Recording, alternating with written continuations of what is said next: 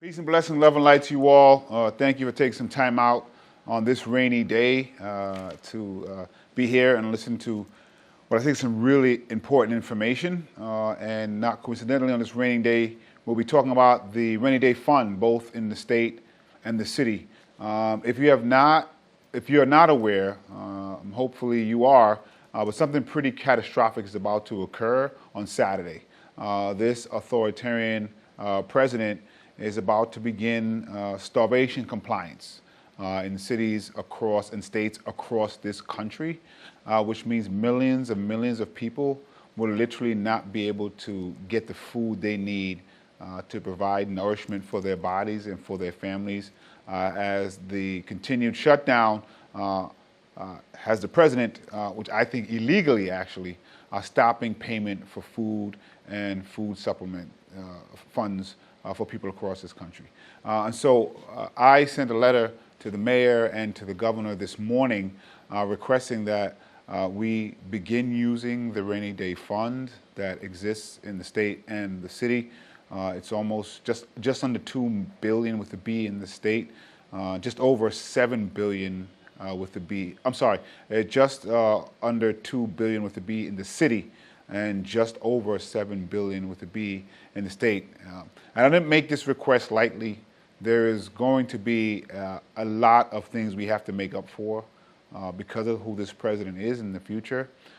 But I do know if there's one thing that is needed across the board, it is the ability for people to eat daily and for their families to eat daily.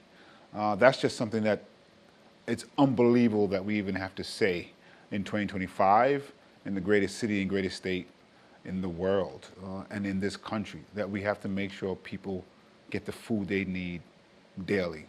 And so we are thankful that after our letter was sent, the governor put out a release that there was going to be even more money that was going to be put forth to help with this, which we're thankful. It's a good step. There are a few issues. One, we don't know how much is going to be coming to New York City.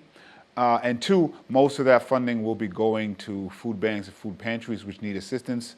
But there's an ecosystem that exists that won't help. And so when people get what is known as food stamps or food subsidies, what we call SNAP benefits, they take those benefits to bodegas and supermarkets, and they shop and they purchase what they need, which creates an ecosystem of business and jobs.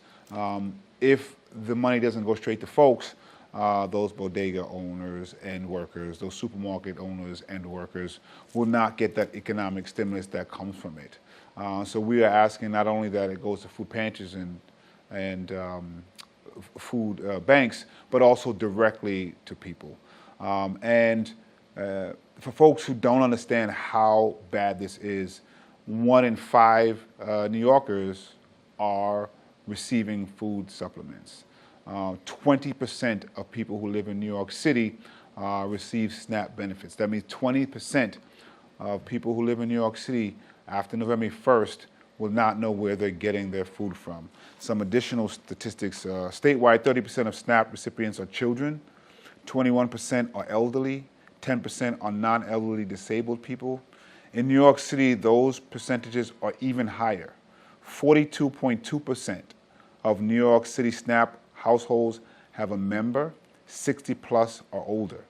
34.7%, that's almost 35% of people who are on SNAP benefits in New York City have children, and almost 48 have a disabled member of the family. That means almost 35% of the recipients are children, and who have children that will go hungry.